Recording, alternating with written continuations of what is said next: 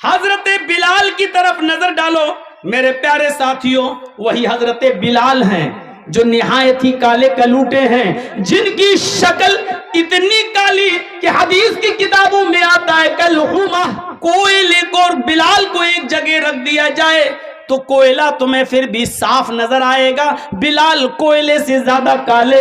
لیکن یہی وہ بلال ہیں جن کے اندر ایمانی طاقت اتنی زیادہ تھی کہ جب یہ اسلام لائے، ایمان لائے، تو کافروں نے ان کو پکڑا، زمین کے اوپر گرم ریت پر لٹا دیا۔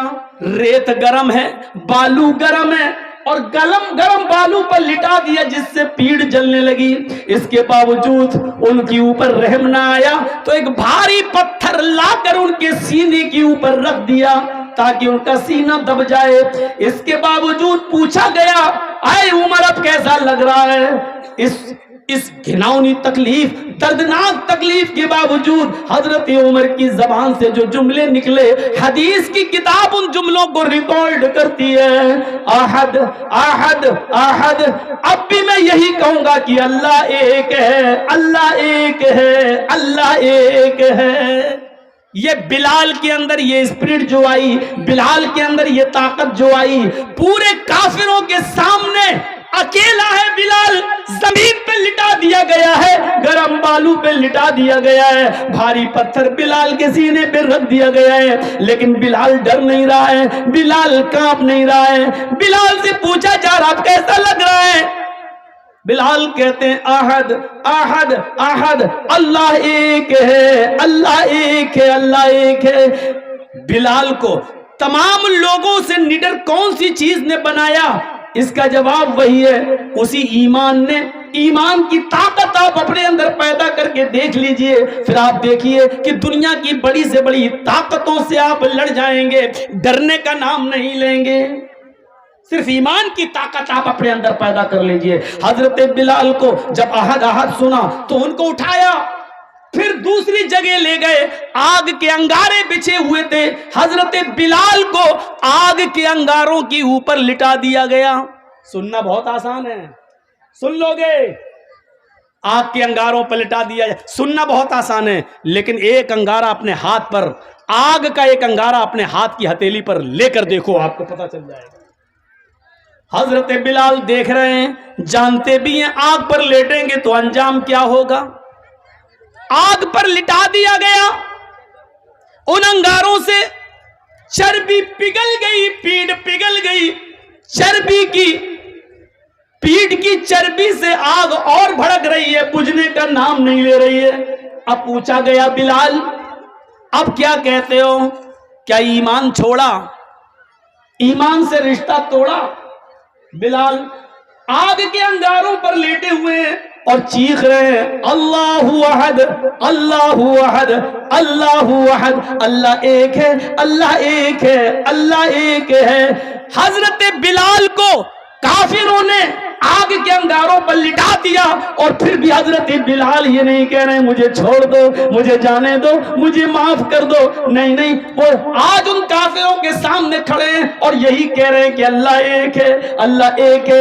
ایسی منزلیں نہیں ملتی ہیں کہ اللہ کے نبی نے کبھی بلال سے کہا تھا، اے بلال، اے بلال، مجھے اللہ نے جنت بھی دکھائی، مجھے اللہ نے جہنم بھی دکھائی۔ جب میں جنت دیکھ رہا تھا تو مجھے اپنے آگے آگے جوتوں کی آواز سنائی دی، میں نے پوچھا جبریل یہ جوتوں کی آواز کس کی ہے؟ مجھے تو کوئی دکھائی نہیں دے رہا ہے۔ بلال، جبریل نے بتایا کہ یہ بلال ہیں جو دنیا میں ہیں، لیکن ان کے جوتوں کی آواز تم جنت میں سن رہے ہو۔ یعنی بلال نے اتنی تکلیفیں اٹھائی ہیں دین کے لیے، ایمان کے لیے، کہ اللہ نے ان کو جنت دے دی۔ اے محمد صلی اللہ علیہ وسلم، دنیا میں جانا اور بلال سے کہہ دینا کہ اللہ نے تمہیں جنت دے دی، تمہارے جوتوں کی آواز میں سن کے آیا ہوں۔ یہ ایمان کا رزلٹ ہے، یہ ایمان کا نتیجہ ہے۔ ہم اپنے اندر پہلے ایمان پیدا کر لیں اور پھر دیکھیں۔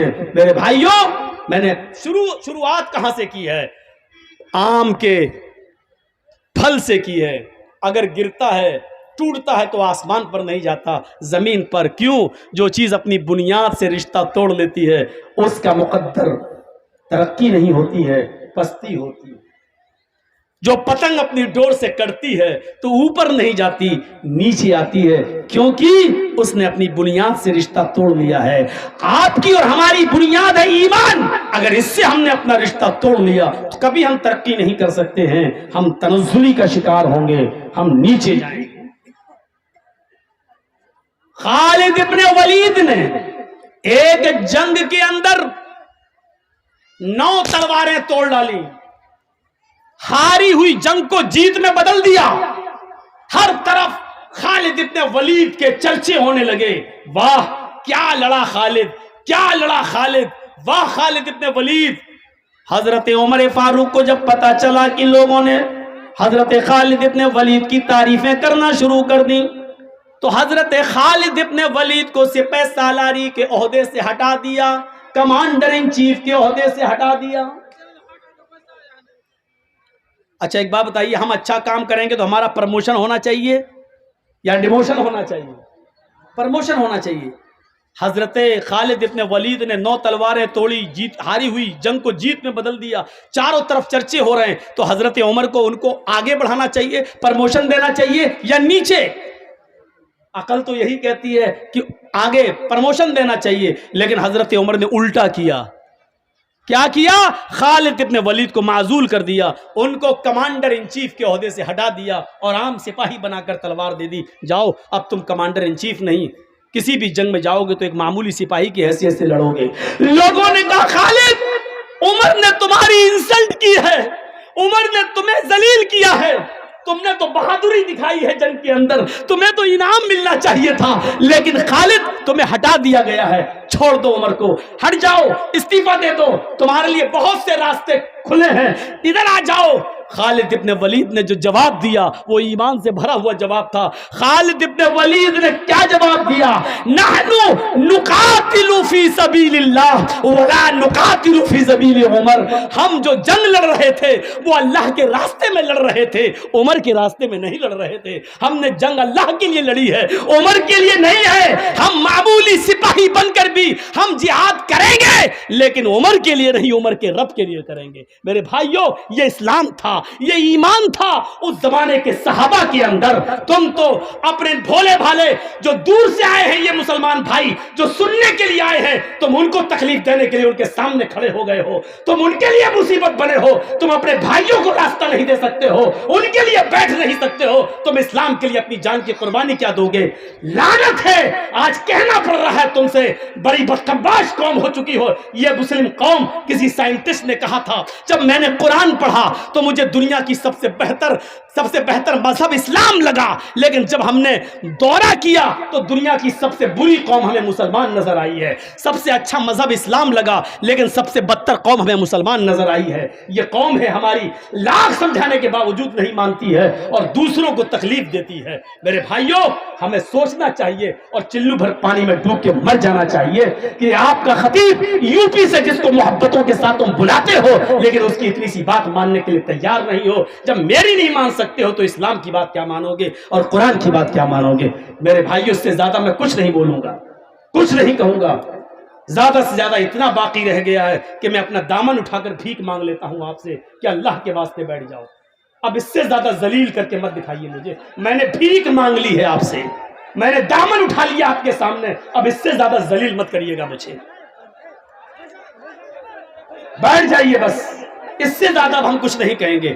آئیے بڑی اچھی باتیں ہونے لگی ہیں تو اب میں نے آپ کو بتا دیا ہے میرے بھائیوں، خالد ابن ولید کو لوگوں نے بہت بہکایا، ادھر آ جاؤ، ادھر آ جاؤ، یہاں تک کہ ان سے کہا گیا کہ ہمارے مذہب میں آ جاؤ، ہم تمہیں آدھے ملک کی حکومت دے دیں گے اور اپنی شہزادی کا نکاح بھی تمہارے ساتھ کر دیں گے۔ خالد ابن ولید کو بادشاہ نے آفر دے دیا، ہم آدھی ملکیت آدھی بادشاہت دے دیں گے اور اپنی شہزادی کا نکاح تمہارے ساتھ، شادی تمہارے ساتھ کر دیں گے۔ عمر نے تمہاری انسلٹ کی لیکن خالد ابن ولید کا جواب سنیے میرے پیارے ساتھیوں، وہ جواب یہی تھا کہ نحن نقاتل فی سبیل اللہ ولا نقاتل فی سبیل عمر، میں نے جو جنگ لڑی ہے وہ اللہ کے لیے، اللہ کے راستے میں لڑی ہے، عمر کے راستے میں میں نے نہیں لڑی ہے۔ عمر نے مجھے گورنری یا کمانڈر ان چیف کے عہدے سے ہٹایا ہے، سپاہی تو ہوں میں، ایک معمولی انسان ہو کر بھی میں لڑوں گا، اور جو کام میں نے کمانڈر ان چیف کی شکل میں کیا، اس سے بڑھ کر کام ایک معمولی سپاہی کی حیثیت سے میں کروں گا، کیونکہ میں عمر کے لیے نہیں لڑ رہا ہوں، عمر کے رب کے لیے لڑ رہا ہوں۔ میرے پیارے ساتھیوں، یہ جذبہ ہونا چاہیے ہمارے اور آپ کے اندر ایمان کا۔ کوئی عہدے کی لڑائی نہیں تھی، ہم تو مر جاتے ہیں، مدرسے کا اچھا سیکریٹری اس کو بنا دیا، ہمیں نہیں، مسجد کا متولی اس کو بنا دیا، ہمیں نہیں، اسی پہ جنگیں ہوتی لڑتے، یہاں تک کہ کورٹ میں بھی مقدمے پہنچ جاتے ہیں، صاحب میں ہوں، رجسٹرڈ ہوں، میں چڑھا ہوا ہوں، مجھے ہٹا دیا گیا۔ مسجدوں اور مدرسوں کے معاملات آج عدالتوں میں، اس سے بڑی شرم کی بات ہمارے لیے اور کیا ہو سکتی ہے؟ میرے پیارے بھائیوں، ہمیں غور کرنا چاہیے اپنے آپ پر، کیا ایمان سے ہمارا رشتہ جڑا ہوا ہے؟ آئیے ایمان کی طاقت پر آپ کو ایک بہت زبردست مثال دیتا ہوں۔ دنیا کی تاریخ میں ایک شخص ایسا بھی گزرا ہے جس نے بیک وقت پوری دنیا پر حکومت کی ہے، 4 لوگوں نے کی ہے، ان میں ایک فرعون کا نام بھی آتا ہے۔ بہت زبردست ظالم گزرا ہے، اور فرعون کے مقابلے میں اللہ تعالیٰ نے کس کو پیدا کیا تھا؟ موسیٰ علیہ السلام کو۔ یہ واقعہ آج بالکل میری زبان سے ایک نیا واقعہ ہوگا آپ کے لیے، ذرا سنیے۔ ایمان دیکھیے کس کو کہتے ہیں، یہ چیز مجھے آپ کے سامنے رکھنا ہے۔ جب تھک گیا فرعون بھی تو کہا کہ موسیٰ آؤ مقابلہ کر لیتے ہیں، یا تو اب تمہارے آدمی اس دنیا میں رہیں گے یا میرے آدمی رہیں گے، آؤ ایک میدان میں جمع ہو جاتے ہیں۔ موسیٰ علیہ السلام اپنے چند لوگوں کو لے کر چلے جاتے ہیں۔ موسیٰ پر ایمان لانے والے تھے ہی کتنے، معمولی لوگ، چند لوگ۔ فرعون کی پوری فوج آ گئی۔ فرعون نے اپنے جادوگروں کو بلا لیا، ادھر آؤ آؤ آپ کو ایک منظر دکھاتے ہیں۔ یہاں اسپیڈ میری تھوڑی سی سلو ہو جائے گی کیونکہ مجھے سمجھانا ہے۔ فرعون نے اپنے ساتھیوں کو بلا لیا، ادھر آؤ، ایسے کرتب دکھانا، ایسے تلسم دکھانا کہ آج موسیٰ اور موسیٰ کے قوم کے لوگ، یہ مسلمان جتنے آئے ہیں سب ہار جائیں، دیکھو ہمارا نام مٹی میں نہ ملنے پائے، آج تمہیں موسیٰ کو شکست دینا ہے، موسیٰ کو ہرانا ہے۔ فرعون کو اپنے جادوگروں پر بہت بھروسہ تھا۔ جادوگروں نے کہا بالکل آپ تیار رہیے، موسیٰ اور اس کے قوم کو ہرانا میرے بائیں ہاتھ کا کام ہے، ابھی ہرا دوں گا۔ جب دونوں آمنے سامنے آ گئے، ادھر فرعون کا لشکر کھڑا ہے، فرعون بھی، ادھر موسیٰ اور موسیٰ کا لشکر کھڑا ہے۔ فرعون کے جادوگروں نے فرعون سے کہا، اوہو ایمان دیکھیے، فرعون کے جادوگروں نے فرعون سے کہا، اِنَّا لَنَا لَاجْرًا اِن كُنَّا نَحْنُ الْغَالِبِينَ۔ اے فرعون، اے ہمارے بادشاہ، اگر ہم موسیٰ سے جیت گئے، موسیٰ پر غالب آ گئے، موسیٰ کو ہرا دیا تو ہمیں کیا انعام ملے گا؟ اِنَّا لَنَا لَأَجْرًا اِن كُنَّا نَحْنُ الْغَالِبِينَ۔ اگر ہم غالب آ گئے، قرآن کہہ رہا، قرآن، اگر ہم غالب آ گئے تو ہمیں کیا انعام ملے گا؟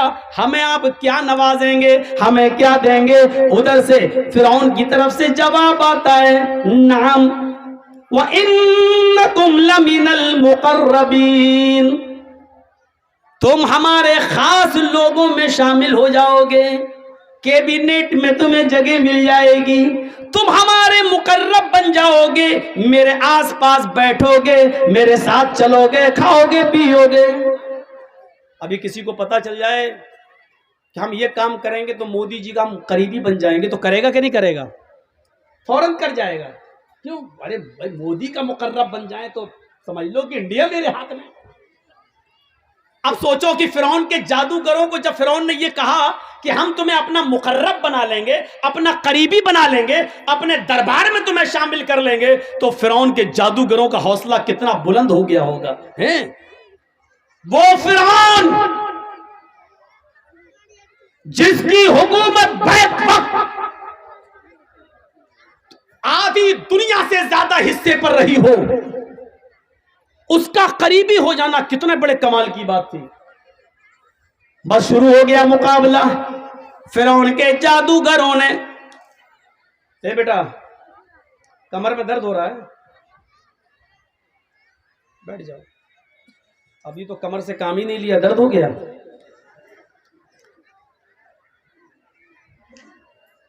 یہی ہوتا ہے، کوئی بھی میرے سامنے اٹھ جائے بیٹھ جائے میں بھول جاتا ہوں کہ میں کیا بول رہا ہوں۔ تو سنو، شروع ہو گیا مقابلہ۔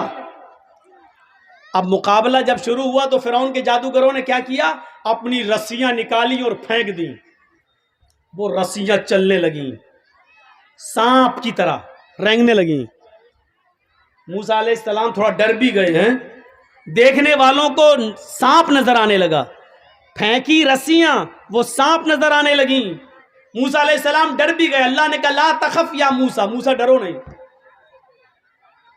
رسیاں سانپ بن گئیں، سانپ تو تھی نہیں، وہ تھی رسیاں، لیکن دیکھنے والوں کو سانپ دکھ رہی تھی۔ اللہ نے کہا نلقی عصاک، اے موسیٰ جو تمہارے ہاتھ میں ڈنڈا ہے وہ زمین پر مار دو۔ اب دیکھیے کیا ہوا، مقابلہ دیکھیے کیسا ہو رہا ہے۔ تمہارے ہاتھ میں جو ڈنڈا ہے اس کو زمین پر مار دو۔ موسیٰ علیہ السلام نے جو اپنا ڈنڈا زمین پہ مارا، فَإِذَا هِيَ تَلْقَفُ، ایسا لگا وہ ایک اژدہا بن گیا اور اژدہا کی شکل میں آیا، اور آتے ہی اس نے فرعون کے جادوگروں کی رسیوں کو جو سانپ دکھ رہے تھے سب کو کھا گیا، سب کو ہضم کر گیا۔ جو کھولا منہ سب اس کے منہ میں چلے گئے جتنے سانپ دکھ رہے تھے۔ فرعون کے جادوگر ہکا بکا رہ گئے ہیں، وہ سمجھ گئے، یہیں سے وہ سمجھ گئے کہ ہم نے جو دکھایا وہ تلسم تھا، ہم نے جو دکھایا وہ جادو تھا، ہم نے جو دکھایا وہ ڈھونگ تھا، ہم نے جو دکھایا وہ مکاری تھی، ہم نے جو دکھایا وہ ایک چال تھی۔ لیکن موسیٰ نے جو دکھایا وہ مکاری نہیں ہے، وہ چال نہیں ہے، وہ جادو نہیں ہے، وہ اللہ کی مدد ہے۔ موسیٰ نے جو دکھایا وہ جادو نہیں ہے۔ وہ سمجھ گئے، وہ یہ بھی سمجھ گئے کہ اب بالکل بچنے کا راستہ نہیں ہے۔ بیک وقت جیسے ہی انہوں نے دیکھا کہ ہماری رسیوں کو جو سانپ نظر آ رہی تھی موسیٰ کا اژدہا کھا گیا، موسیٰ نے جو ڈنڈا مارا وہ اژدہا بن گیا اور کھا گیا، وہ سمجھ گئے کہ میری حالت خراب ہے۔ موسیٰ نے جو دکھایا وہ موسیٰ کا کمال نہیں، موسیٰ کے رب کا کمال ہے۔ ابھی تو وہ فرعون سے مانگ رہے تھے کہ کیا ہمیں کیا انعام دو گے، ہمیں کیا روپیہ پیسہ دولت زمین و جائیداد کیا دو گے، ابھی تو وہ یہ مانگ رہے تھے۔ لیکن جیسے ہی دیکھا کہ فرعون کی جادوگروں کی رسیوں کو جب موسیٰ کے اژدہے نے کھا لیا تو وہیں سے چیخ پڑے آمنا برب العالمین رب موسیٰ و ہارون۔ فرعون کے سامنے چیخ پڑے، ہم ایمان لے آئے رب العالمین پر، ہم اللہ رب العالمین پر ایمان لائے، ہم اس رب پر ایمان لائے جو موسیٰ کا رب ہے، جو ہارون کا رب ہے۔ آمنا برب العالمین، ہم ایمان لائے رب العالمین پر، رب موسیٰ و ہارون، موسیٰ کے رب پر، ہارون کے رب پر۔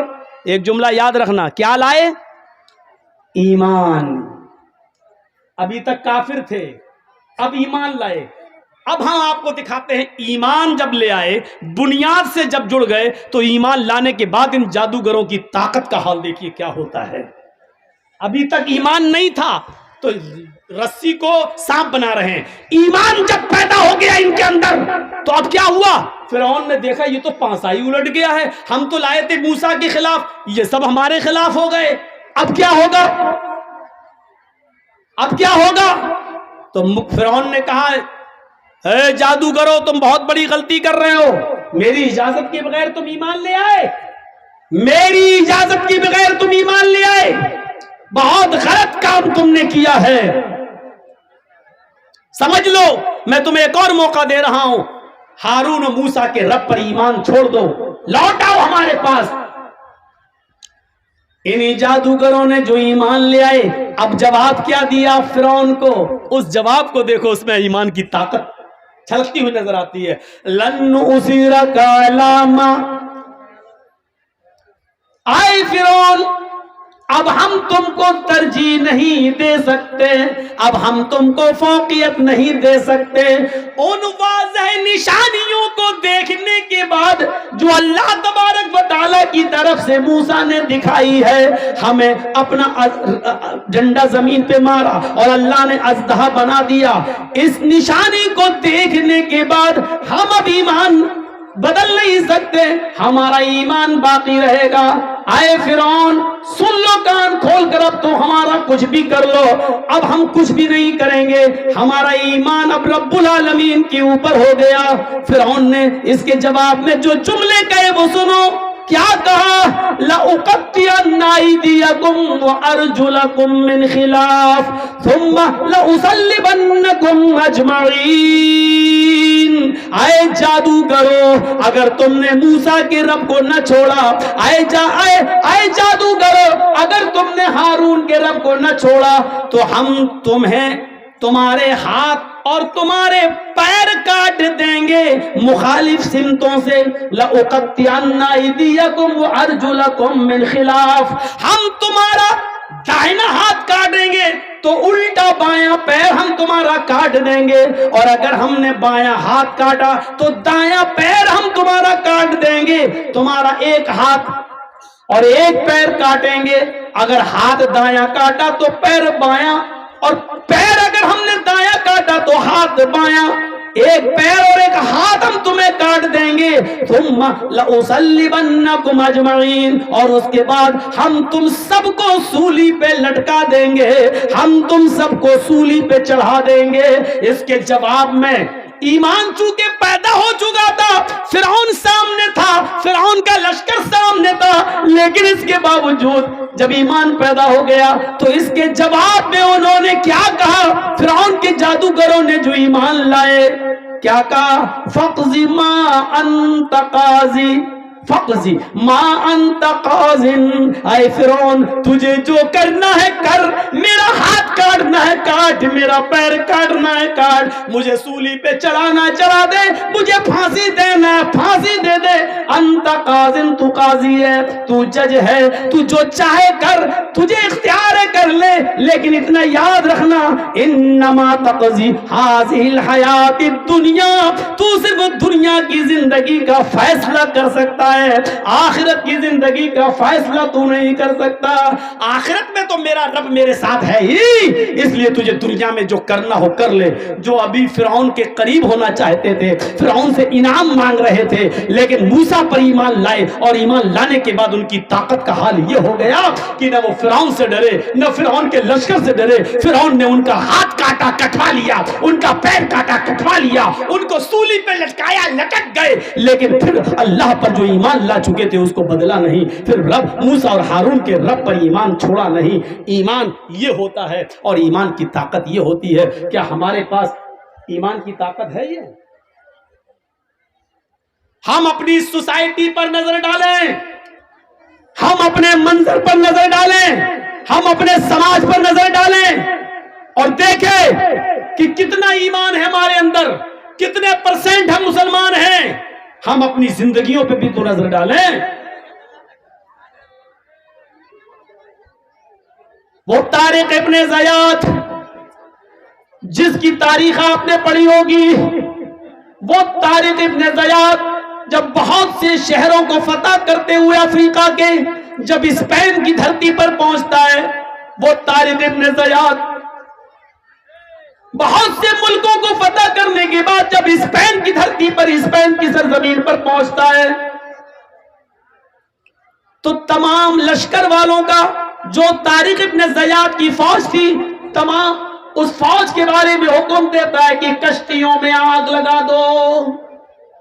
سمندر سے راستہ پار کرتے ہوئے اسپین میں گھستے ہیں طارق ابن زیاد، اور جب اسپین پہنچ جاتے ہیں تو جو فوج کشتیوں میں آئی تھی، ناؤں پہ آئی تھی، طارق ابن زیاد نے حکم دیا ساری کشتیوں کو جلا دو۔ لوگوں نے کہا یہ کیا کر رہے ہیں آپ، کیوں جلا دیں؟ فرمایا اب یا تو اس دھرتی کے اوپر اللہ کے اسلام کا جھنڈا گڑے گا یا ہم مریں گے، دو ہی راستے ہیں۔ اے فوجیوں تمہارے پاس، اے مسلمانوں تمہارے پاس، ہم یہاں یا تو अल्लाह के कानून का निफाज करेंगे या मरेंगे, भागने का कोई रास्ता नहीं है। इसलिए हमने कश्तियां जलवा दी हैं। अब न कोई भाग सकता है, न कोई फरार हो सकता है। अब इस मुल्क में रहना है तो अल्लाह के इस्लाम का झंडा लहराना है या फिर जिहाद करके हमें मर जाना है। हमारे पास दो ही रास्ते हैं, जिंदा रहना है तो इस्लाम नाफिज करो, नहीं तो लड़के मर जाओ। भागना, कोई भागे नहीं। इसलिए मैंने कश्तियां जला दी ताकि न रहेगा बांस न बजेगी बांसुरी।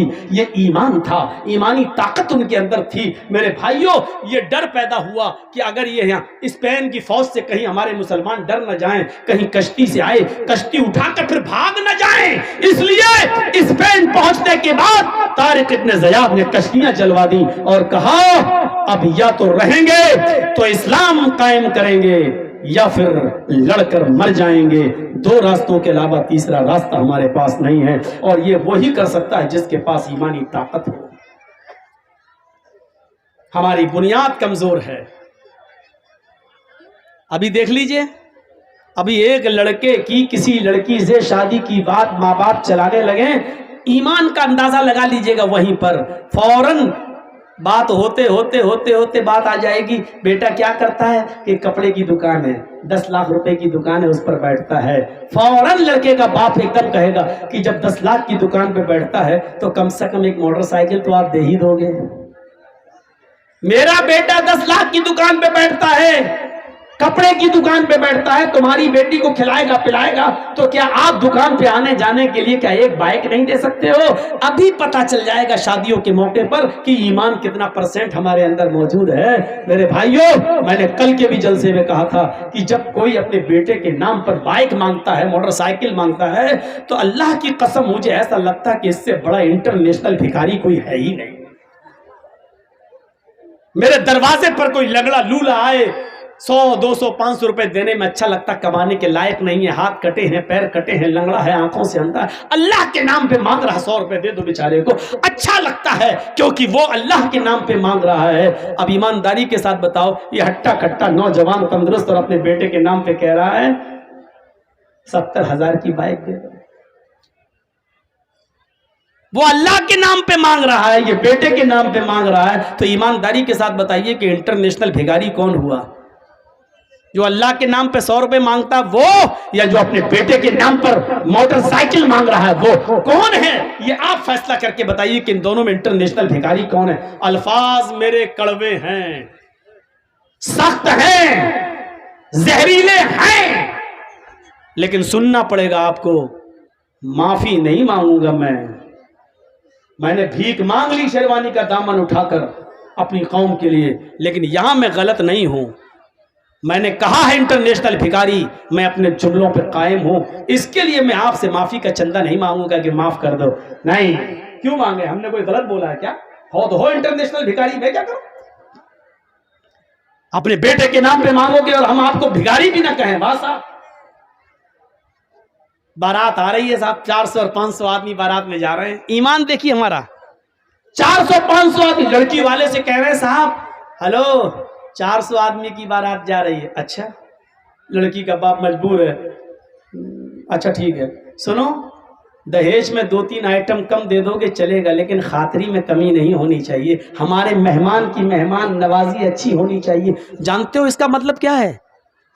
ये लड़के का बाप जो लड़की के बाप से कह रहा है मेहमान नवाजी अच्छी होनी चाहिए, इसका मतलब आप समझ रहे हो? इसका मतलब है मेरे साथ जो 250-300 बाराती आ रहे हैं, बाराती नहीं चोर जो आ रहे हैं, चोर भी नहीं, डाकू, ये लुटेरे जो हमारे साथ आ रहे हैं, इनको छोटा बड़ा नहीं चलेगा, छोटा देना। मतलब मुंह से नहीं कह रहा, मुंह से इतना कहा, खातरी अच्छी कर देना। जहेज में 1-2 आइटम कम दे देना चलेगा, लेकिन खातरी अच्छी कर देना, मेहमान नवाजी अच्छी। ये इस अच्छी में बहुत सी चीजें छिपी हुई है। यानी बड़ा नहीं चलेगा, छोटा देना, पोल्ट्री नहीं चलेगा, देसी मुर्गा चलेगा, वो देना। 1 आइटम नहीं चलेगा, 5-6 आइटम देना। इस अच्छी में ये सारी चीजें छिपी हुई हैं। और इन लुटेरों का पेट भरने के लिए उस लड़की का बाप कहां से बेचारा कर्जा लेता है, और आपको एक टाइम अच्छा کھانا کھلا دیتا ہے. اچھا کھانے کا مطلب سمجھ گئے نا؟ آپ کو بڑے کا نہیں مٹن کھلا دیتا ہے, دیسی مرغا کھلا دیتا ہے, آپ کے پیٹ کی جہنم کو بھر دیتا ہے. حالانکہ اس ایک دن کے کھلانے کے چکر میں اس لڑکی کے باپ کو اس کا قرض کا ادائیگی کرتے ہوئے کتنا سود دینا پڑتا ہے اور کتنے سال تک اس کا قرضہ ادا نہیں کر پاتا ہے وہ بیچارہ. کبھی آپ نے اس غریب باپ کی غربت کی طرف بھی آپ نے خیال رکھا ہے؟ اتنا یاد رکھنا, اگر آپ نے کسی غریب کی غربت کو نہیں دیکھا تو آپ ظالم ہو جائیں گے, آپ ظالم کہلائیں گے. یہ زمین پڑی ہے, یہ خالی زمین ہے جہاں عورتیں بیٹھی ہوئی ہیں, میں یہی رہتا ہوں. تھوڑا پانی دیجیے. میں یہی رہتا ہوں, چلیے مان لیجئے مجھے معلوم ہے کہ یہ ایک زمین کس کی ہے. آپ کا نام؟ شرافت علی کا نام ہے. مان لیجئے زمین شرافت علی صاحب کی ہے. اب سنیے, بہت امپورٹنٹ بات بتانے جا رہا ہوں, سننا پڑے گا تمہیں نہیں, تمہارے باپ کو بھی سننا پڑے گا. جب تک میں یہاں ہوں, یہ پاور مجھے محمد رسول اللہ نے دیا ہے. بیٹھو یہاں پر, سنو. یہ زمین شرافت علی صاحب کی ہے, 2 لاکھ کی زمین ہے. مجھے معلوم ہے کہ 2 لاکھ کی زمین ہے, لیکن شرافت علی صاحب کی والدہ کی طبیعت خراب ہے. ان کو ہاسپٹل میں اپنی ماں کا علاج کرا رہے ہیں. اب جرجیز صاحب سوچ رہے ہیں کہ شرافت علی اپنی ماں کی طبیعت کا علاج کرانے کے لیے اپنی زمین بیچے گا, کیونکہ اس کے پاس پیسہ نہیں ہے. اب جرجیز صاحب اس کی زمین بکنے کا انتظار کر رہے ہیں اور مجبوری کا فائدہ اٹھانا چاہتے ہیں کہ 2 لاکھ کی زمین ہمیں 1.5 لاکھ میں مل جائے.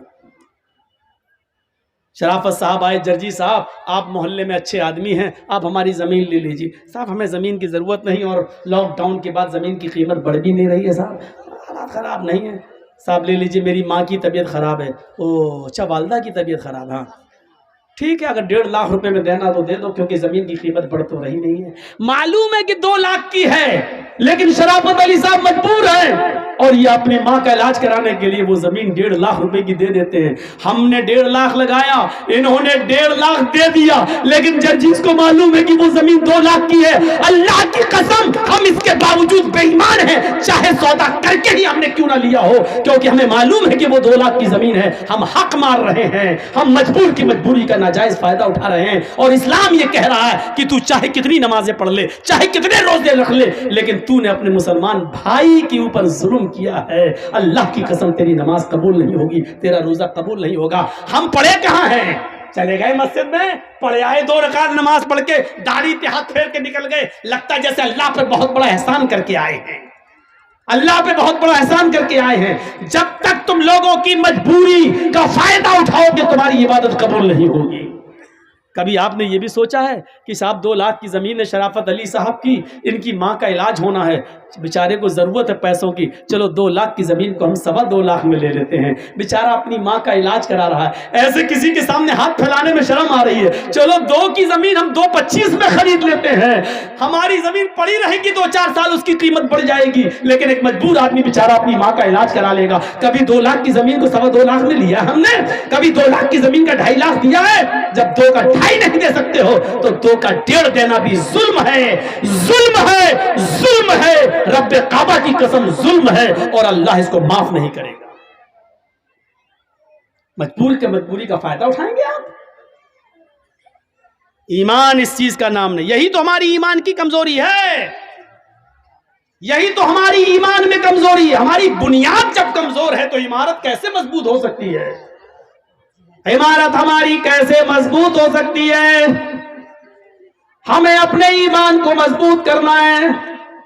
وہ کون سا ایمان تھا, وہ کون سا ایمان تھا کہ آتی ہے ایک عورت قبیلہ غامدیہ سے, صحابیہ ہے, آتی ہے, اے اللہ کے نبی مجھ سے ایک جرم ہو گیا ہے. کیا جرم ہوا ہے؟ سن لو, تھوڑی دیر کے لیے اور بیٹھ لو, اس واقعے کو سن لو. آنکھوں میں آنسو آ جاتے ہیں. اس واقعے کو سننے کے بعد انسان رونے پہ مجبور ہو جاتا ہے. یہ واقعہ ہمارے ایمان کو جھنجھوڑتا ہے. اس واقعے کو سن لو, چلے جانا تھوڑی دیر, یہ بھیک میں اور ڈال دو میری جھولی میں. اس واقعے کو سن لو.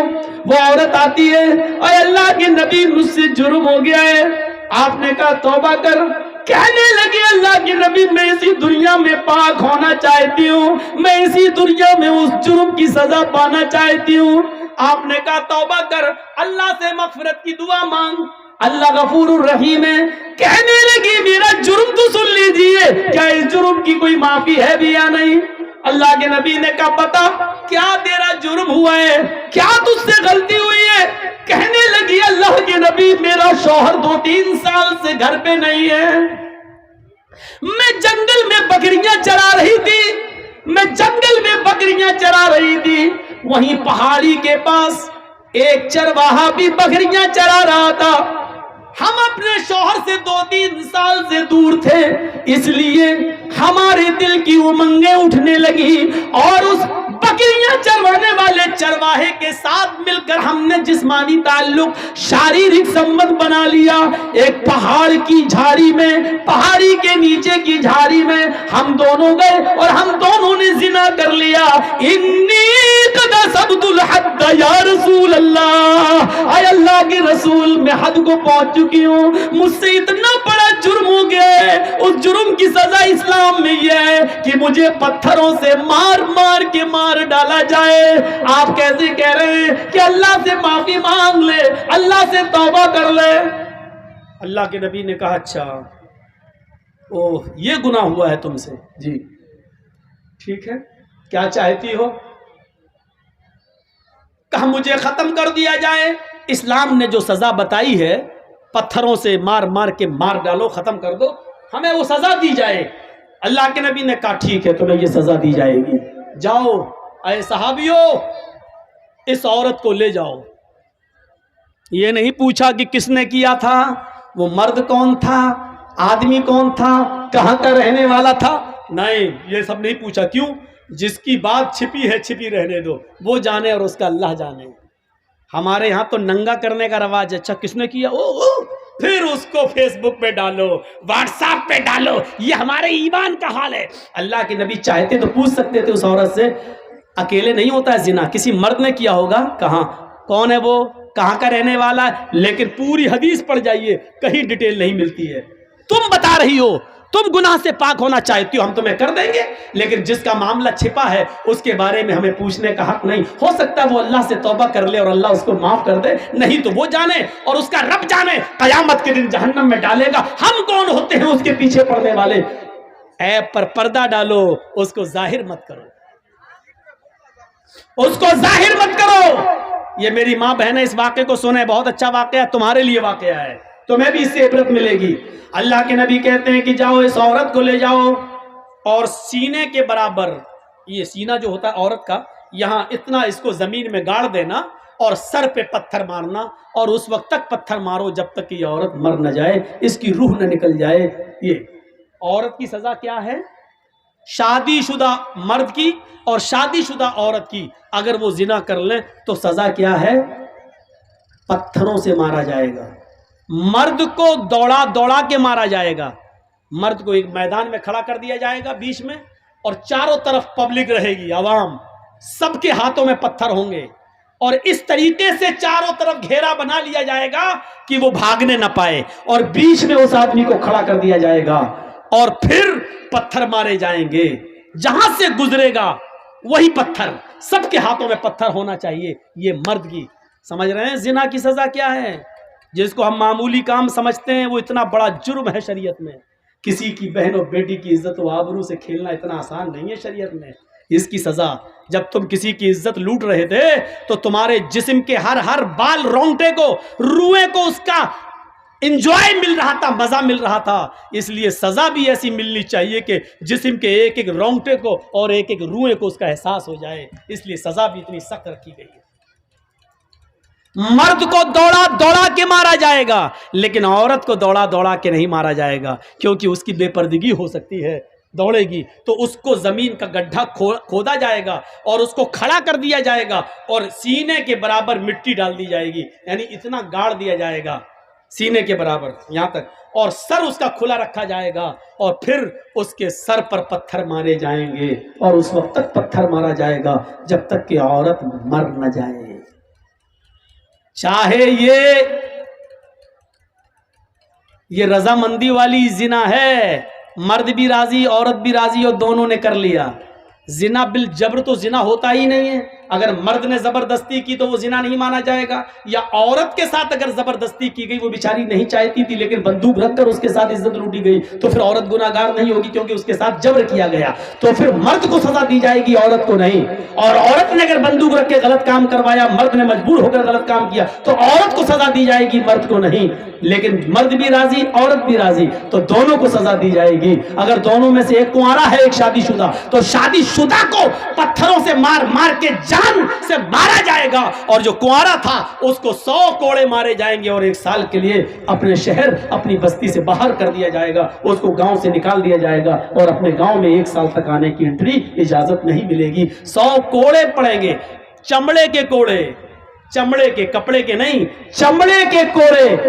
10-20 کوڑوں میں ہی وہ بیٹھ جائے گا, کرانے لگے گا. 100 کوڑے میں تو اللہ بہتر جانے بچے گا بھی کہ نہیں بچے گا. تو میرے بھائیو 100 کوڑے زندگی بھر کے لیے پھر اٹھنے کے لائق نہیں رہے گا. اگر بچ بھی گیا تو زندگی بھر چلنے کے لائق نہیں رہے گا, اٹھنے کے لائق نہیں رہے گا بستر پر. ایسے 100 کوڑے اس کے اوپر مارے جائیں گے, اور 100 کوڑے مارنے کے بعد بھی اس کو گاؤں میں رہنے کی اجازت نہیں. 1 سال کے لیے اس کو اس شہر سے دوسرے شہر میں داخل کیا جائے گا. اس کو اپنے شہر میں انٹری نہیں ہے, کیونکہ اس کو دیکھ کر لوگ اس لڑکی کو یاد کریں گے, اچھا یہ وہ فلاں کی لڑکی کے ساتھ اس نے, تو اس لڑکی کی بے عزتی ہوگی جس کے ساتھ اس نے ریپ کیا ہے یا زنا کیا ہے. اس لیے اس لڑکی کی عزت کو بحال کرنے کے لیے 100 کوڑے مار کو 1 سال کے لیے اس کو شہر سے باہر نکال دو. یہ اسلام نے سزا متعین کی ہے.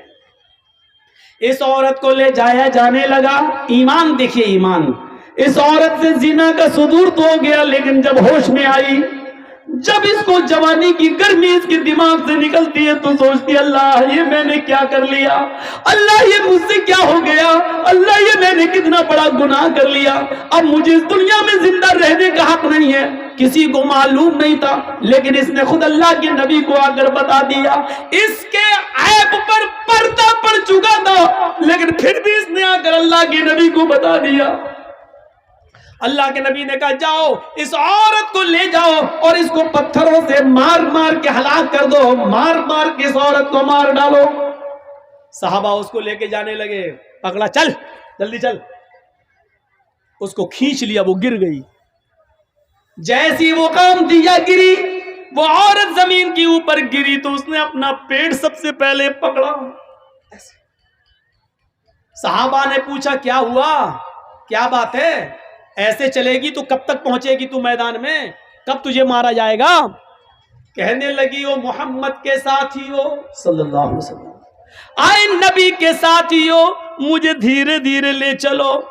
جس آدمی نے میرے ساتھ منہ کالا کیا تھا, جس آدمی نے میری عزت لوٹی تھی, جس آدمی سے میں نے زنا کیا تھا, اس آدمی کا گرب میرے پیٹ میں ٹھہر گیا ہے, اس کا حمل میرے پیٹ میں ٹھہر گیا ہے. میرے پیٹ میں ایک معصوم زندگی ہے, میرے پیٹ میں اس آدمی کا بچہ پل رہا ہے. دھیرے دھیرے لے چلو, میں تیز نہیں چل سکتی. صحابہ نے کہا تیرے پیٹ میں بچہ ہے؟ کہنے لگی ہاں. رکو, صحابہ اللہ کے نبی کے پاس آئے. اے اللہ کے نبی, آپ نے اس عورت کو قتل کرنے کا, مارنے کا حکم دیا ہے, لیکن اس عورت کے پیٹ میں تو بچہ ہے. آپ نے بلایا, ادھر آؤ. آئی, تمہارے پیٹ میں بچہ ہے؟ جی.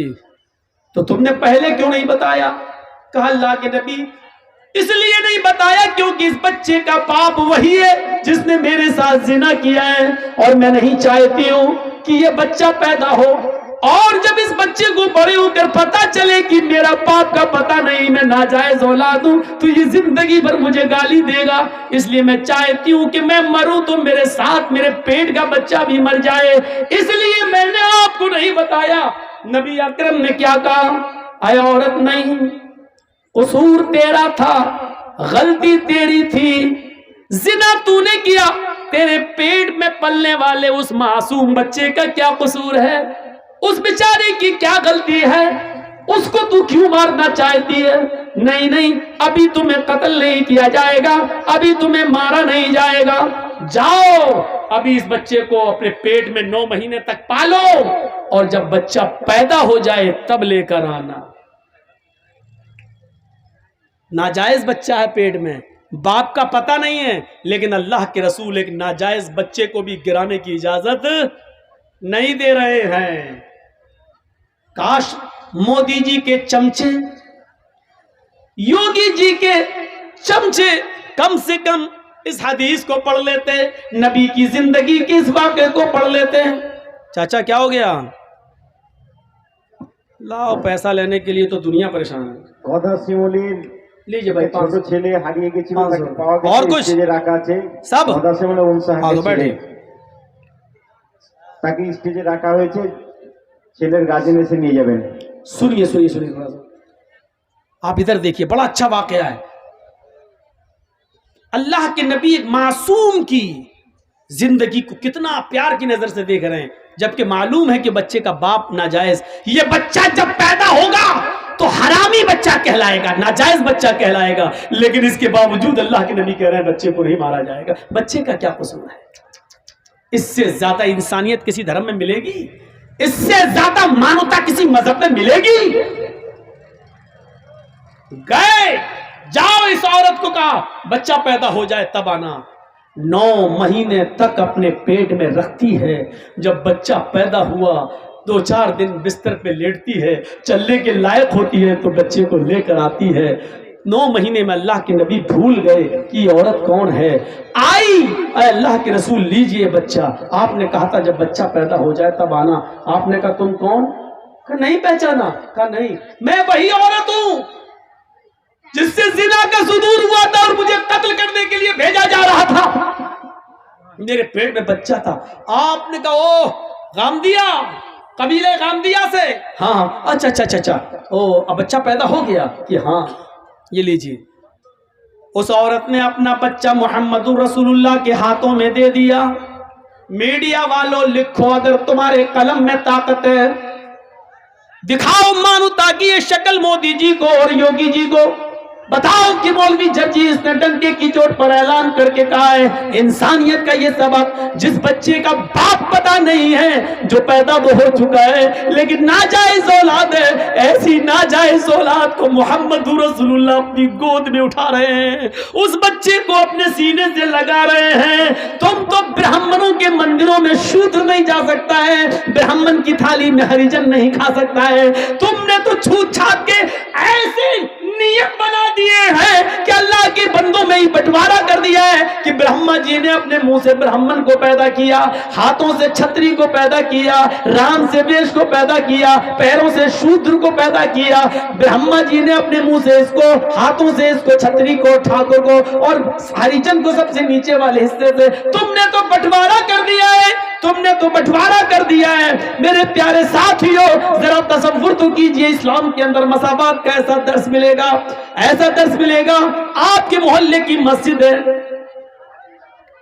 अजान हो गई है, पहली सफ भर गई है, जर्जी साहब मस्जिद में जाते हैं, एमएलए मिनहाज साहब मस्जिद में जा रहे हैं नमाज पढ़ने के लिए। इस्लाम का की मसावात देखिए, आगे वाली सब भर गई है, जर्जी साहब में, मिनहाज साहब में इतनी ताकत नहीं है कि आगे की सफ से किसी आदमी को हटाकर पीछे कर दे। चल हट हट हट, मैं जर्जीस हूं, मैं इज्जत वाला असलो रसूख वाला आदमी हूं, मैं आगे बैठूंगा। एमएलए साहब कहते हैं पीछे हट, मैं आगे बैठूंगा। इस्लाम ने ये पावर न एमएलए साहब को दिया है, न जर्जीस को दिया है। सऊदिया की सरजमीन पर मक्के से बड़ी कोई मस्जिद कौन सी हो सकती है? वहां टैक्सी ड्राइवर अगर खाने काबा में पहले पहुंच गया है, रिक्शा चलाने वाला पहले पहुंच गया है और वो पहली सफ भर चुकी है, तो सऊदिया के बादशाह को भी अधिकार नहीं है कि अगली सफ से किसी आदमी को हटाकर पीछे खड़ा कर दे और खुद आगे खड़ा कर दे। नहीं नहीं, जो मेरे घर में पहले आया वो पहले बैठेगा, जो बाद में आया वो पीछे रहेगा। ये तुम्हारी अदालत नहीं है, ये तुम्हारा घर नहीं है, ये तुम्हारी असेंबली नहीं है, ये तुम्हारी मीरास नहीं है, ये मस्जिद है, ये अल्लाह का घर है। यहाँ हमारे घर में कोई एमएलए नहीं, कोई एमपी नहीं, कोई मौलवी नहीं, कोई हाजी नहीं, कोई नमाजी नहीं, हमारे घर में सब बराबर है। कुल्लुकुम मिन आदम व आदम मिन तुराब। صاحب لا فضل لعربی علی عجمی ولا لعجمی علی عربی، کوئی گورے کو کالے پر فوقیت نہیں، کوئی کالا گورے سے افضل نہیں، کوئی امیر نہیں، کوئی غریب نہیں، میرے گھر میں سب آئے سب برابر ہے، رکشہ چلانے والا بھی میرا بندہ ہے، میرے نام پر بھیک مانگنے والا بھی میرا بندہ ہے، اس ملک کی بادشاہ کو چلانے والا بھی میرا بندہ ہے، لیکن میرے گھر میں آنے والا سب میرا محتاج ہے، اور میری نظر میں سب برابر ہے، میری نظر میں سب برابر ہیں۔ خانہ کعبہ کا طواف کر رہے حضرت عمر فاروق کے پوتے سالم ابن عبداللہ عمر فاروق کے پوتے طواف کر رہے ہیں۔ اس زمانے کا امیر مکے کا گورنر ہشام ابن عبد الملک ہے، وہ دیکھتا ہے کہ پھٹے پرانے کپڑے احرام میں یہ بیچارے ہیں، تو کہنے لگا اے عمر فاروق کے پوتے ہو تم؟ جی۔ اتنا پرانا پھٹا پرانا کپڑا پہن کر تم یہاں آئے ہو؟ چلو کیا چاہیے مجھے بتاؤ۔ اللہ کے گھر میں خانہ کعبہ میں طواف کے دوران گورنر پوچھ رہا ہے حضرت عمر کے پوتے سے تمہیں کس چیز کی ضرورت ہے، بتاؤ ہم تمہاری ضرورت پوری کر دیں گے، میں اس علاقے کا گورنر ہوں۔ اور حضرت سالم ابن عبداللہ کیا کہتے ہیں؟ انی لاستحی من اللہ ان اسال فی بیتی غیرہ، اللہ کے گھر میں اللہ کے ہوتے ہوئے مجھے کسی غیر سے مانگنے میں شرم آتی ہے۔ گورنر صاحب اپنا مال اپنی دولت اپنے پاس رکھو، مجھے اللہ کے گھر میں جو کچھ مانگنا ہے اللہ سے مانگنا ہے، تم سے نہیں۔ اللہ کے گھر سے جب دعا ہوا مانگ کے نکل گئے، سالم ابن عبداللہ کچھ دعا مانگ رہے تھے طواف کے بعد، 7 چکر لگانے کے بعد دعا مانگی، دعا کیا مانگ رہے تھے یہ اللہ جانتا ہے اور سالم ابن عبداللہ جانتے، تیسرا کوئی نہیں جانتا۔ بھائی ہم نے کیا دعا مانگی آہستہ تو ہم جانتے ہیں اور میرا رب جانتا ہے، بس تیسرا تو کوئی نہیں جانتا۔ تو ہشام دیکھ رہا ہے کہ سالم ابن عبداللہ کیا کر رہے ہیں۔ کیا ہوگا؟ আসসালামু আলাইকুম। আর একটা ছোট বাচ্চাকে পাওয়া গেছে, যার বাচ্চা আছে এখানে রাখা আছে, স্টেজে এসে নিয়ে যাবেন। একটা ছোট বাচ্চাকে পাওয়া গেছে, যার বাচ্চা আছে স্টেজ থেকে এসে নিয়ে যাবেন। سالم ابن عبداللہ دعا مانگ رہے ہیں اور ہشام ابن عبد الملک دیکھ رہا کہ یہ دعا مانگ رہے ہیں، دعا مانگ کے یہ باہر نکلے تو ہشام ابن عبد الملک گورنر بھی باہر نکل گیا۔ گورنر نے کہا سنو، اللہ کے گھر میں تو تمہیں شرم آ رہی تھی، یہ تو اللہ کا گھر نہیں ہے، یہ تو بازار ہے، بتاؤ تم مجھ سے کیا چاہتے ہو؟ تم بہت غریب ہو، پھٹے پرانے کپڑے پہنے ہوئے ہو، تمہارا احرام 20 جگہ سے پھٹا ہے اور اس میں ٹانکے لگے ہوئے ہیں، اور تم حضرت عمر جس نے 22 لاکھ مربع میل پر حکومت کی ہے اس کا پوتا اتنا غریب۔ سالم ابن عبداللہ کہتے ہیں تم میری کیا مدد کرو گے، دنیا کی یا آخرت کی؟ کہ آخرت کی مدد تو کوئی کسی کی نہیں کر سکتا ہے، وہاں تو عمل ساتھ میں جائیں گے، ہم تمہیں کپڑا دے دیں گے، غلہ دے دیں گے، اناج دے دیں گے، کچھ دنیاوی جو ضرورت ہو دال چاول دے دیں گے، گھی دے دیں گے، دنیا میں جو چیزوں کی ضرورت ہے بتاؤ، تھوڑا سونا دے دیں گے، چاندی دے دیں گے تمہیں۔ سالم ابن عبداللہ ہنسنے لگے۔ گورنر نے کہا کیوں ہنس رہے ہو؟ کہا اے گورنر تم میرے آخرت میں کوئی کام نہیں آ سکتے؟ کہا نہیں۔ اور تم مجھ سے یہ کہہ رہے ہو کہ دنیا مانگو، سونا مانگو، چاندی مانگو، روپے مانگو، پیسے مانگو، اناج مانگو، غلہ مانگو، یہی تو تم چاہتے ہو کہ میں تم سے یہ مانگوں؟ کہا جی، جس چیز کی ضرورت ہو۔ آئے ہشام، آئے گورنر، جب میں نے طواف کیا اور طواف کرنے کے بعد جب میں نے 2 رکعت نماز پڑھی اور 2 رکعت نماز پڑھ کر جب میں نے ہاتھ اٹھائے اور ہاتھ اٹھا کر جب میں نے اللہ سے دعا مانگی تو جانتے ہو میں نے اللہ سے کیا مانگا؟ گورنر نے کہا کہ ہاں یہ تو دیکھا کہ تم دعا مانگ رہے ہو، لیکن کیا مانگا یہ میں کیا جانوں؟ تم جانو، تمہارا رب جانتا ہے، میں نہیں جانتا کہ تم نے کیا مانگا۔ ہاں سچ ہے، میں نے اپنے رب سے کیا مانگا یہ میں جانتا ہوں، میرا رب جانتا ہے، اور میں تمہیں بتانا بھی نہیں چاہتا کہ میں نے کیا مانگا، لیکن تم بار بار کہتے ہو مجھ سے روپیہ مانگو، سونا مانگو، چاندی مانگو، دال مانگو، چاول مانگو، کپڑا مانگو، دنیا مانگو، تم بار بار مجھ سے یہ کہتے ہو۔ تو سنو، جب میں نے اپنے دونوں ہاتھ اٹھا کر اللہ سے دعا مانگی، ما سألت الدنیا من یملکها فکیف اسألها من لا یملکها، تو دنیا تو میں نے اس سے بھی نہیں مانگی جو دنیا کا مالک ہے، سونا اور چاندی تو میں نے اس سے بھی نہیں مانگا جو اس کا مالک मालिक है, कपड़ा लत्ता अनाज और गल्ला तो मैंने उससे भी नहीं मांगा जो इस दुनिया का मालिक है। फकैफा असअलुहा मन ला यमलिकुहा, तो मैं तुझसे ऐ गवर्नर ये दुनिया कैसे मांगू, ये दुनिया का मालिक तू है ही नहीं, ये दौलत तेरे पास आज है, कल मरा इस दौलत का मालिक कोई दूसरा हो जाएगा। जब ये घर, ये मकान, ये बिल्डिंग, ये दौलत तेरी है ही नहीं, तो फिर तू मेरी क्या मदद करेगा। अरे दुनिया तो मैंने उससे भी नहीं मांगी, अपने रब से भी मांगा तो जन्नत मांगी, अपने रब से भी मांगा तो अपने गुनाहों की माफी मांगी, अपने रब से भी मांगा तो यही मांगा कि अल्लाह जब तक मैं दुनिया में रहूं ईमान के साथ रहूं, जब मेरी रूह निकले तो ईमान पर मेरी रूह निकले। दुनिया सोना और चांदी तो मैंने उससे भी नहीं मांगा। ये ईमान था उनका मेरे भाइयों, एक हमारा ईमान है। अल्लाह के नबी ने उस औरत के उस बच्चे को, जो नाजायज बच्चा था, उस बच्चे को अपनी गोद में ले लिया और कहा जाओ इस औरत को मार डालो, पत्थरों से मार मार के हलाक कर दो। बच्चा पैदा हो गया। अल्लाह की कुदरत देखो, जैसे ही उस औरत को मोड़ा गया, ले जाया जाने लगा, बच्चा रोने लगा। उस औरत ने पलट कर देखा कि मेरा बच्चा रो रहा है, चीखती है।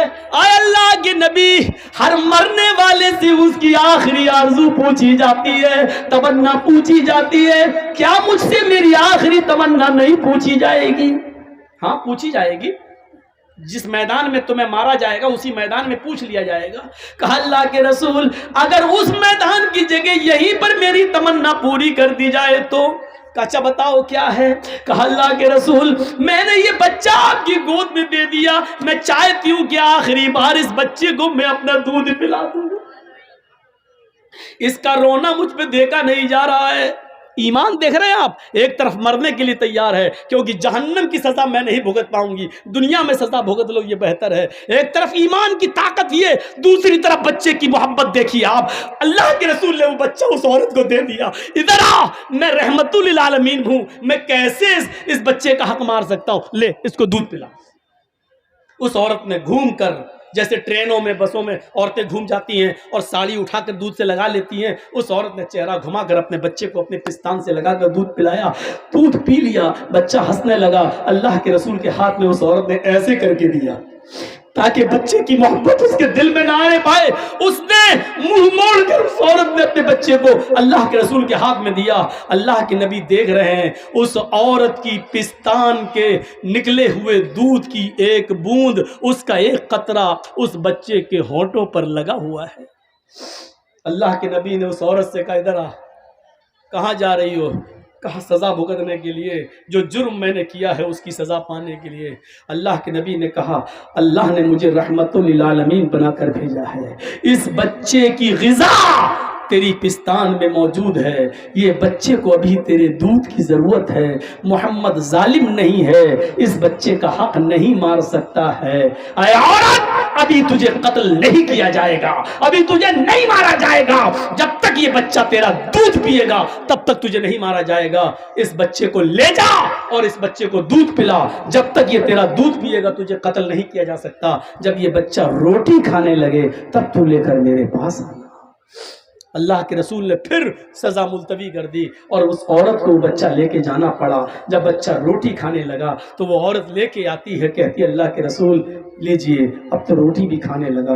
अल्लाह के नबी की नज़रों में, आंखों में आंसू आ जाते हैं और कहते हैं कि औरत, अब तेरे लिए मेरे पास भी कोई रास्ता नहीं है, सारे रास्ते बंद हो चुके हैं, बच्चा रोटी भी खाने लगा है, इसलिए अब ये सज़ा का वक्त पूरा है, अब तुझे कत्ल किया जाएगा। आपने उस बच्चे को एक सहाबी के हवाले किया। कौन है जो इस बच्चे को पालेगा? एक सहाबी ने हाथ उठाया, मैं अल्लाह के रसूल इस बच्चे को अपने बच्चे की तरह रखूंगा, मैं इसको अपना नाम दूंगा, मैं इसको अपने घर में बना दूंगा, अपनी जमीन और जायदाद का मालिक भी बनाऊंगा, मुझे दे दीजिए। अल्लाह के रसूल ने उस बच्चे को उसके हवाले कर दिया और उस औरत को भेज दिया। उस औरत को जब भेजा गया और वो मैदान मक्तल में जाती है, उसको सीने के बराबर गाड़ दिया जाता है। पहला पत्थर खालिद इब्न वलीद के हाथों में है, पत्थर मारते हैं उसके सर पे, सर फटता है, खून का फव्वारा उसके सर से निकलता है, उस खालिद इब्न वलीद के कपड़ों पे गिरता है। खालिद इब्न वलीद ने देखा इस औरत के खून मेरे कपड़ों पे आ गया, ये जिनाकार औरत منہ کالا کرنے والی عورت، تیرا خون میرے کپڑوں پہ، سکلت سواکل، مر جا تو، برا ہو تیرا، تیرے خون نے میرے کپڑے گندے کر دیے۔ خالد ابن ولید کے منہ سے کچھ الٹے سیدھے جملے نکل گئے، کچھ غلط جملے نکل گئے۔ اللہ کے رسول کو جب پتا چلا کہ اس عورت کو خالد ابن ولید نے پتھر مارا اور پتھر مارتے ہوئے اس کے خون کے چھینٹے خالد کے کپڑوں پہ پڑ گئے، تو اس میں عورت کا کیا قصور تھا بیچاری کا؟ وہ تو بندھی تھی، وہ تو گڑی تھی، سر سے خون کا فوارہ نکلا، وہ کسی کے بھی کپڑوں پہ جا سکتا تھا، اس میں اس عورت کا کیا قصور ہے؟ خالد نے اس عورت کو یہ گالی کیوں دی؟ مر جا، زانیہ، بد چلن، بد کردار، یہ کیوں کہا اس کو؟ 3 دن تک آپ نے خالد ابن ولید سے بات نہیں کی، اور 3 دن کے بعد خالد ابن ولید آتے ہیں، اے اللہ کے رسول میں دیکھ رہا ہوں کہ آپ میرے سلام کا جواب دے کر منہ پھیر لیتے ہیں، آپ مجھ سے بات نہیں کرتے ہیں، میں دیکھ رہا ہوں آپ مجھ سے کٹے کٹے پھر رہے ہیں، میری جنت میں برباد ہو جائے گی، میری آخرت برباد ہو جائے گی۔ اے اللہ کے رسول اگر آپ مجھ سے ناراض ہو گئے اور میرا انتقال ہو گیا تو اللہ مجھے جنت میں داخل نہیں کرے گا۔ اللہ کے نبی وجہ بتاؤ۔ آپ نے کہا خالد وجہ صرف ایک ہے، ریزن صرف ایک ہے، کارن صرف ایک ہے، تم نے اس عورت کو گالی دی، اس کو بدچلن کہا جس عورت کو میں نے مارنے کا حکم دیا تھا۔ کہا اللہ کے نبی آپ کو نہیں معلوم، آپ نے نہیں سنا جب میں نے پتھر مارا تھا تو اس کا سر پھٹا، اس کے خون کے چھینٹے میرے کپڑوں پہ آئے، میرے کپڑوں کو ناپاک کر دیے۔ وہ عورت بدچلن تھی، زناکار تھی۔ فرمایا خالد اب بھی تم اپنی زبان پہ کنٹرول نہیں کر رہے ہو، اب بھی تم اس عورت کو بدچلن کہہ رہے ہو۔ اس عورت نے خود بتایا کہ میرا شوہر 2-3 سال سے غائب ہے، اس نے خود بتایا کہ میں کنٹرول نہیں کر سکی اور زندگی میں پہلی بار مجھ سے زنا ہوا ہے۔ وہ عادتاً زناکار نہیں تھی، وہ پیشہ ور نہیں تھی، وہ زنا ہر وقت نہیں کراتی تھی، اس سے صرف ایک بار غلطی ہوئی ہے اور ایک بار غلطی کی اس نے سزا بھگت لی، میرے پاس آ کر اپنے جرم کا اقرار کر لیا۔ خالد اس عورت کو بدچلن مت کہو، تم نہیں جانتے اس عورت نے کیسی توبہ کی ہے، اپنے جان دے کر، اپنی جان قربان کر کے، پتھروں سے پٹ پٹ کر اپنے آپ کو ختم کرا کے اللہ کی دربار میں، اللہ کے دربار میں کتنی پاک ہوئی ہے تمہیں نہیں معلوم۔ اے خالد اس ایک عورت کی توبہ کو جو مرتے وقت اس نے کی ہے، اس ایک عورت کی توبہ کو اگر اس مدینے کے 70 گناہگاروں پہ ڈال دیا جائے، ایسے گناہگار جو جہنم میں جانے والے ہوں، اگر اس ایک عورت کی، ایک اکیلی عورت کی توبہ کو ان 70 جہنمیوں پہ ڈال دیا جائے تو اس ایک عورت کی توبہ سے اللہ ان 70 جہنمیوں کو بھی جنت میں داخل کر دے گا، ان 70 لوگوں کو بھی جنت میں داخل کر دے گا۔ اس نے ایسی توبہ کی ہے کہ اللہ رب العالمین نے اس کی توبہ کو اگر اس مدینے کے 70 جہنمیوں پر بھی ڈالا جائے تو اللہ ان 70 جہنمیوں کو بھی بخش دے۔ میرے بھائیوں یہ ایمان کی کون سی طاقت تھی جو زنا کرنے کے بعد اپنے آپ کو اللہ کے نبی کے پاس لاتی ہے اور پیش کر دیتی ہے کہ اللہ کے رسول مجھ سے یہ جرم ہوا ہے، مجھے سزا دیجئے۔ یہ تھا ایمان، یہ تھا ایمان۔ وہ کون سا ایمان تھا کہ سمیہ کا بیٹا عمار یہ کھڑا ہے اور سمیہ کا شوہر یاسر یہ کھڑا ہے۔ سمیہ جانتے ہو نا، اسلام کی پہلی بوڑھی عورت جس نے سب سے پہلے اسلام کے لیے قربانی شہید ہوئی ہے، وہ سمیہ، جس کو بیٹے عمار کو کھڑا کر دیا اور یاسر کو، اور سمیہ کے پیچھے سے ہاتھ باندھ دیا ابو جہل نے اور سمیہ کے کپڑے پھاڑ دیے، ننگا کر دیا۔ کہا سمیہ محمد کے رب کے اوپر سے اپنا ایمان ہٹا، کہنے لگی نہیں ہٹا سکتی۔ سمیہ،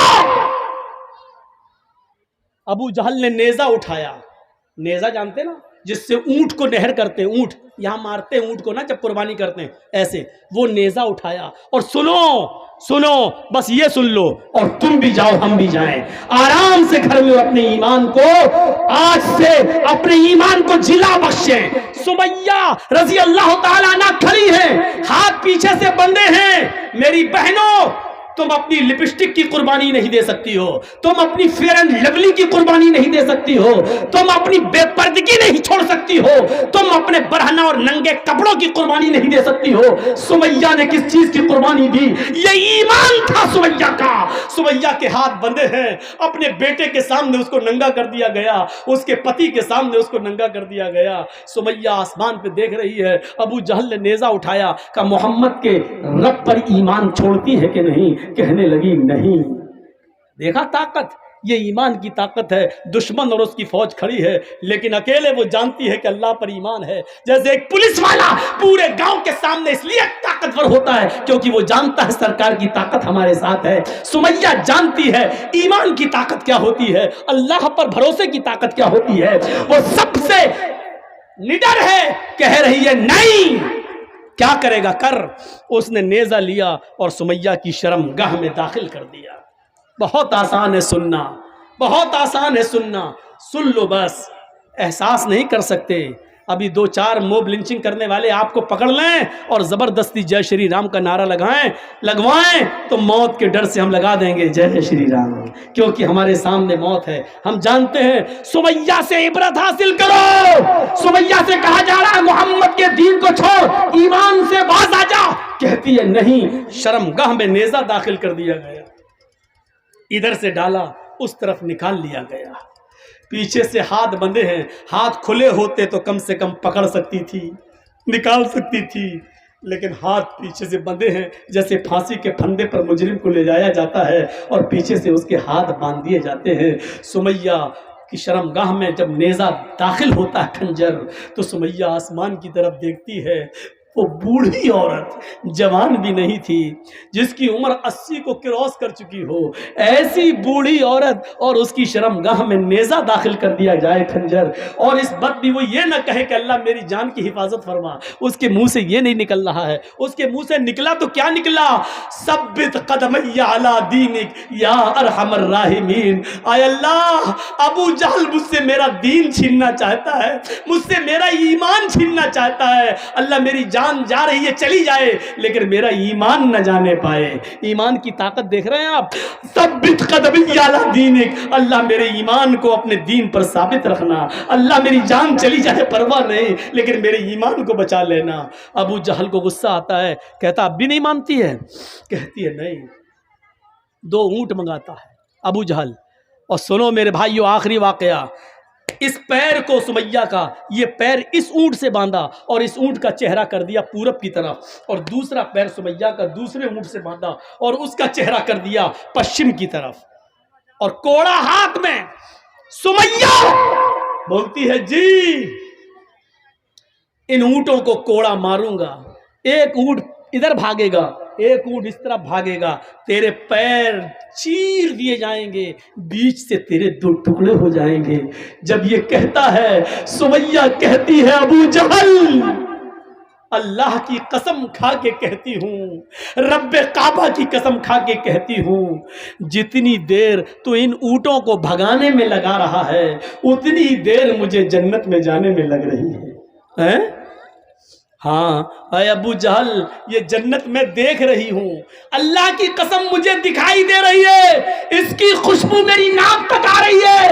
अबू जहल जल्दी कर, मेरे हाथ खुले होते तो मैं कोड़ा उठा के तेरे हाथ में दे देती, तूने तो मेरे हाथ ही बांध दिए हैं। जल्दी कर, जितनी देर तू इन ऊंटों को भगाने में लगा रहा है, उतनी देर मुझे रब की जन्नत में जाने में लग रही है। कौन सा ईमान था, कौन सा ईमान था? ईमान की वो कौन सी ताकत थी? पैर बंधा हुआ देख रही है, दोनों ऊंटों से बंधा हुआ देख रही है, हाथ बंधे हैं, उसको मालूम है कि ऊंट भागेंगे तो मेरा अंजाम क्या होगा, मेरे जिस्म के 2 टुकड़े हो जाएंगे। अपने बेटे के सामने कह रही है, अपने पति के सामने कह रही है, अबू जहल जितनी देर तू इन ऊंटों को भगाने में लगा रहा है, उतनी देर मुझे जन्नत में जाने में लग रही है। उसको गुस्सा आया और उसने ऊंटों को भगा दिया, एक ऊंट इधर भागा, एक ऊंट इधर भागा। सुमैया सुमैया के जिस्म के 2 टुकड़े हो गए, लेकिन 2 टुकड़े इस तरीके के हुए कि चेहरा बच गया, यहाँ तक जिस्म, यहाँ के बाद एक टुकड़ा अलग हो गया और सर वाला टुकड़ा अलग, यानी सुमैया का चेहरा सही सलामत बच गया। सुमैया की रूह तो निकल गई, लेकिन उसके चेहरे पे मुस्कुराहट बाकी थी।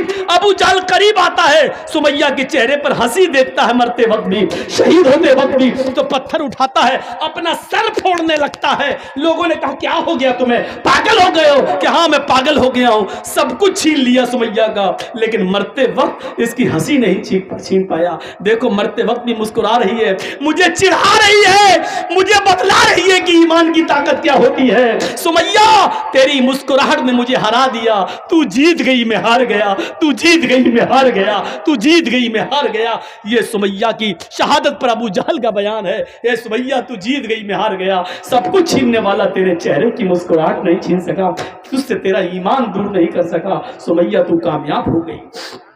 ये मंजर जब अल्लाह के नबी ने सुमैया के बेटे और सुमैया के पति के जबान से सुना तो आंखों में आंसू आ गए और मिंबर पर खड़े होकर खुतबा दिया। जुमे के खुतबे में आपने कहा लोगो सुनो, अबू बकर जन्नती, उमर जन्नती, उस्मान जन्नती, अली जन्नती। अबू बकर तुम अकेले जन्नत में जाओगे, उमर तुम अकेले जन्नत में जाओगे, उस्मान तुम अकेले जन्नत में जाओगे, अली तुम अकेले जन्नत में जाओगे। इसबिरू या आला यासिर, इसबिरू या आला यासिर फइन्न मौइदकुमुल जन्ना। ऐ अम्मार, ऐ यासिर, तुमने अपनी माँ का, अपनी बीवी का ये मंजर अपनी आंखों से देखा है, सब्र करो। यासिर के घराने वालों, यासिर के खानदान वालों, सब्र करो, तुम्हारा पूरा खानदान एक साथ जन्नत में जाएगा, अल्लाह तुम्हारे पूरे खानदान को एक साथ जन्नत में दाखिल करेगा। ईमान इस चीज का नाम है जो हमें अपने अंदर पैदा करना चाहिए। ये ईमान से जब हम अपना रिश्ता मजबूत करेंगे तो हम तरक्की करेंगे, ईमान से अपना रिश्ता तोड़ेंगे तो पतंग की तरह नीचे गिरेंगे, और जैसे लड़के पतंग को फाड़ देते हैं ऐसी दुनिया की सारी कौमें हमें नोच डालेंगी और हमारा मजाक उड़ाएंगी, हमारे ऊपर जुल्म करेंगी। ईमान से अपने रिश्ते को मजबूत करिए। मुझे कल लखनऊ का सफर करना है, इसलिए फ्लाइट भी मेरी है, हमको निकलना भी है। हमने 11 बजे स्टेज संभाला और 12:50 हो गए हैं। मेरी ख्वाहिश थी कि 10 बजे टाइम दे दिया जाता, 12 बजे तक बोलते, लेकिन जलसा कमेटी की अपनी मजबूरियां होती हैं। बहरहाल कुछ भी सही मेरे भाइयों, आइंदा जब जलसा करो तो इंतजाम सही करो, बैठने का इतना मजबूत इंतजाम हो कि किसी को खड़े होने की जरूरत ना हो और ना वो बदमाशी कर सके। हम अल्लाह से दुआ करते हैं कि बारे अल्लाह हमारी खताओं को माफ़ फरमा दे। अच्छा 10 दिसंबर को जर्जी, अच्छा मेरा क्या जामिया मरकजुल हुदा लिल बनात व तहफीज़ कुरान, ये कहाँ पे है भैया? चकलिया, अच्छा गोदा सबल चकलिया, उत्तर दिनाजपुर में 10 दिसंबर को मेरा प्रोग्राम है। मेरी दी हुई तारीख है, इंशाल्लाह मैं इस तारीख में पहुंचूंगा। अगर अल्लाह रब्बुल आलमीन की तरफ से ऊपर से आसमानी कोई मुसीबत नहीं आई तो मैं शिरकत ज़रूर करूंगा। इस इलाके में आप पहुंचने की ज़हमत करें, अल्लाह से दुआ करें कि बारे अल्लाह जब तक तो हमें जिंदा रख, इस्लाम पर जिंदा रखना, जब हमारा खात्मा होती ईमान पर हमारा खात्मा फरमाना। वमा अलैना इल्लल बलागुल मुबीन व आखिरु दअवाना अल्हम्दुलिल्लाहि रब्बिल आलमीन। अस्सलामु अलैकुम व रहमतुल्लाहि व बरकातुहू। साथ में एक बात और मेरे भाइयों, ईमान पर इतनी अच्छी तकरीर आपने सुनी, एक और ईमान अपने अंदर पैदा कर लीजिए, सेल्फी और फोटो मत लीजिए, ये भी शरीयत में जायज़ नहीं है। अल्लाह की कसम ये जायज़ नहीं है। ये वीडियो बन गई, तकरीर चूँकि पूरी दुनिया में पहुँचेगी, सुनेंगी, इसकी इजाज़त दे दी, लेकिन सेल्फी लेना, फोटो खिंचवाना